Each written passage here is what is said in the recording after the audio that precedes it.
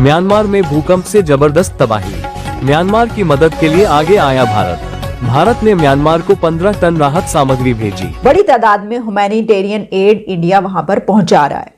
India ने इससे पहले ह्यूमैनिटेरियन एड भेजी है। अभी जो मेडिसिन भेजने की बात हो रही है, 2 टन से ज्यादा मेडिसिन कहा जा रहा है कि भेजी गई है। कल जंजला आया 7.5 7.8 पे तकरीबन जंजला इतना आया कि वहाँ पे काफ़ी ज़्यादा जो है ना शहादत हो गई हैं, ज़ख्मी हो गए लोग वहाँ पे। हमारे जो हमसाया मुल्क है इंडिया, उन्होंने टाइम ज़ाया करते हुए उन्होंने अपने जितनी भी फ़ौज है, आर्मी है, उसके अलावा डॉक्टर्स हैं, मेडिसन है, उन्होंने उसी टाइम भिजवा दी हैं। ठीक है, वहाँ पे हम माशाल्लाह चली भी गई हुई हैं। यहाँ से आपको पता चलेगा कि भारत जो है वो किस तरह शिफ्ट कर रहा है और उसकी वजूहात जो है वो बड़ी इंपॉर्टेंट है।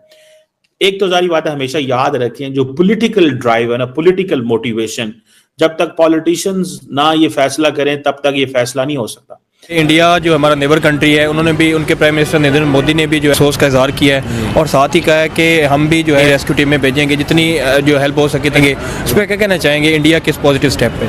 ये बहुत अच्छा स्टेप है, ये हर कंट्री को लेना चाहिए, हमें भी लेना चाहिए। और यही होता है ना कि आपके पता चलता है कैसे आपके किसी कंट्री के साथ कितने अच्छे ताल्लुकात हैं। फिर ये नजर आता है कि शायद हम उनकी ह्यूमैनिटेरियन एड में कोई इतने संजीदा नहीं है, हम इतने सीरियस नहीं हैं। हम दूसरों से तो पूरी दुनिया से कह रहे हैं कि भाई आप उनकी मदद कीजिए, आप ये कीजिए, आप वो कीजिए, लेकिन हम खुद से जो है इस बारे में हमसे अगर ऐसा होता तो हम उनको कह सकते हैं। ये समझता है कि अगर हमने खुद इसमें ना इन्वॉल्व हुए, यानी कि अगर हमने एक्सपोर्ट ना किया, तो हमारा वो जो ग्लोबल पावर का स्टेटस है वो हम अचीव नहीं कर पाएंगे। तो इससे आप अंदाजा लगाएं that how they are making their way, वो कैसे अपने रास्ते बना रहे हैं। बड़ी खबर इस वक्त सामने आ रही है। म्यांमार और थाईलैंड में भूकंप पर प्रधानमंत्री नरेंद्र मोदी का पोस्ट भी सामने आया सोशल मीडिया प्लेटफॉर्म एक्स पर, और उन्होंने कहा है कि सभी की सुरक्षा की कामना करता हूं। तो प्रधानमंत्री नरेंद्र मोदी ने कहा है कि भारत हर संभव मदद के लिए तैयार है। साथ ही विदेश मंत्रालय से म्यांमार और थाईलैंड की सरकारों के साथ संपर्क में रहने को भी प्रधानमंत्री ने कहा है कि आपके इंसानियत का जो इंसानियत है वो सबसे बड़ी होनी चाहिए, मजहब को नहीं देखना चाहिए। ऐसी है वो जैसे देख रहे हैं ना, वो हमारे मुसलमान हैं और उन्होंने इंडिया ने उनकी मदद की के लिए हाथ बढ़ाया है। अच्छी बात है ना, हमें इसको वो करना चाहिए, अप्रिशिएट करना चाहिए। पॉजिटिव स्टेप्स जो है वो कंट्रीज को एक दूसरे के करीब लेके आते हैं। ऐसी है, इससे उनको एक दूसरे के वो डिफरेंसेस को बोलने का मौका मिलता है। एज अ पाकिस्तानी आपको इंडिया के ये स्टेप कैसा लगा? ये बहुत अच्छा स्टेप है। ये इससे ह्यूमैनिटी को प्रमोशन मिलती है कि हमें क्या कहते हैं ना कि इंसानियत सबसे बड़ी चीज़ होती है। हमें दूसरों की हेल्प करने के, चाहे उसका जो कोई भी मज़हब हो, उनका कोई रिलीजन हो, हमें उनकी हेल्प करनी चाहिए। इसी से ही हमारी वो दुनिया कायम होता है। जिन्हें जो है वो इज़हार अफसोस भी किया है, तो ये कितना बड़ा पॉजिटिव स्टेप है इंडिया? सर पहली बात तो हम मुसलमान हिंदू होने से पहले एक इंसान है, और इंसानियत के सबसे बड़ा पॉइंट आपने रेज किया है। इंसानियत के नाते अगर किसी हिंदू मुल्क पे भी आएगा मसला, तो एज हम मुसलमान हैं तो हम भी उनके साथ खड़े होंगे। तो ये एक अच्छी चीज़ है, हम अप्रिशिएट करते हैं इंडिया को। इंसानियत सबसे बड़ा है। अगर वो किसी भी मज़हब, किसी भी कंट्री पे अगर कोई इस तरह की आफत आ जाती है, वो उनको नुकसान हो जाता है, तो सारी कंट्रीज़, चाहे वो क्रिश्चियन कंट्रीज़ हो, हिंदू हो, मुस्लिम हो, सबको मिल के हेल्प करनी चाहिए। इससे इंसानियत जो है, इससे अमन और पीस बढ़ता है। बिल्कुल आप सही कह रहे हैं। इंशाल्लाह अल्लाह पाक उनके जो है इंडिया को भी, सर होता बेसिकली ये है कि देखें, वो चाहे मुस्लिम कंट्री है चाहे वो हिंदू कंट्री है, जब अल्लाह की तरफ से ये अजाब आता है ना, तो वो नहीं देखता वो मुसलमान पे आ रहा है, हिंदू पे आ रहा है। हमें ये चाहिए एज अ इंसान कि हम जो है वो किसी भी दूसरे इंसान के ऊपर अगर मुश्किल वक्त है तो हम उसका साथ दें। जो इंडिया ने किया है हम उसको अप्रिशिएट करते हैं। जो मोदी साहब हैं हम उनको भी अप्रिशिएट करते हैं। आपका वेरी वेरी थैंक यू, और अल्लाह पाक आपको इसका अजर दे। क्या कहेंगे प्रभु, क्या कहेंगे बताएं आप? चीमा साहब, जब आप नॉन वर्केबल लोग बन जाएंगे, आप दुनिया से कट ऑफ कर लेंगे अपने आप को, और ना, अच्छा सबसे बड़ी बात यह है, मैं 2 चीजें आज और ऐड करना चाहूंगा।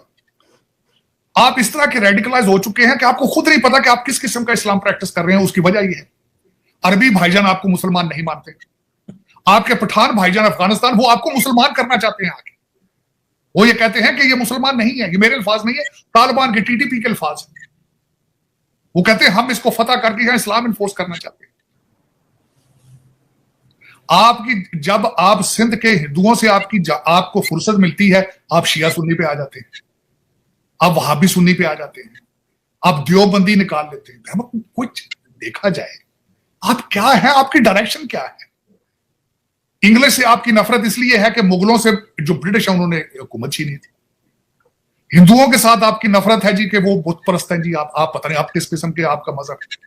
When you portray like a non-workable people, this is people are entitled to say that.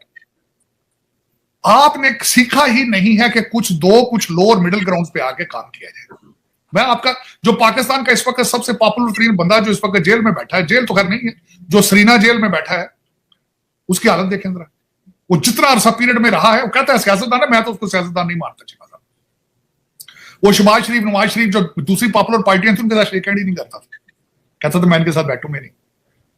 Bajwa साहब ने मुझे अभी पता सुलह कराने की कोशिश की थी, उस मीटिंग में वो बैठे ही नहीं था। तो when you become a non workable people, और सिर्फ ये आपको किसने ये इंटाइटल किया है कि आप चैलेंज करें कि सिर्फ हमारा मजहब ही सच्चा मजहब है, और जिस तरह का मैं मजहब प्रैक्टिस करता हूं वही सच्चा है। देखे ना, ये आप हर बंदा जो आप पाकिस्तान नौज बिल्लाह एक दूसरे को काफर कहते फिर रहे हैं। इस्लाम की भी पता नहीं कौन सी आप चीज जो है, किस किस्म का इस्लाम प्रैक्टिस कर। इस्लाम बिल्कुल इजाजत ये नहीं देता कि आप दूसरे बंदे के बारे में कहें कि आप काफिर हैं या आपको मारने का हक है या ये इस्लाम थोड़ी है। लेकिन चले, चीमा साहब उन्होंने बिल्कुल ठीक कहा है, मैं उनके साथ सेकंड करूंगा। और आपके हालात ये हैं चीमा साहब कि आपके बड़े बड़े पढ़े लिखे लड़के यूनिवर्सिटियों के 2 लफ्ज सीधे इंग्लिश के नहीं लिख सकते। ट्वीट करते हैं तो मुझे शर्म आती है, गालियां भी इंग्लिश में देने की तमीज नहीं। ये आपके हालात। आप कहते हैं ये आर्टिफिशियल इंटेलिजेंस पढ़ेंगे तो पता क्या करेंगे, आगे जाएंगे। दुनिया से कट ऑफ हो चुके हैं आप पहले तो, अगर आपने इस्लाम की प्रैक्टिस करना है तो पहले सीख तो लें इस्लाम है चीज क्या, सीखने की कोशिश करें।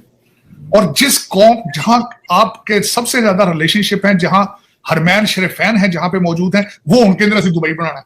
वो बॉलीवुड च इंटरेस्टेड है, वो क्रिकेट च इंटरेस्टेड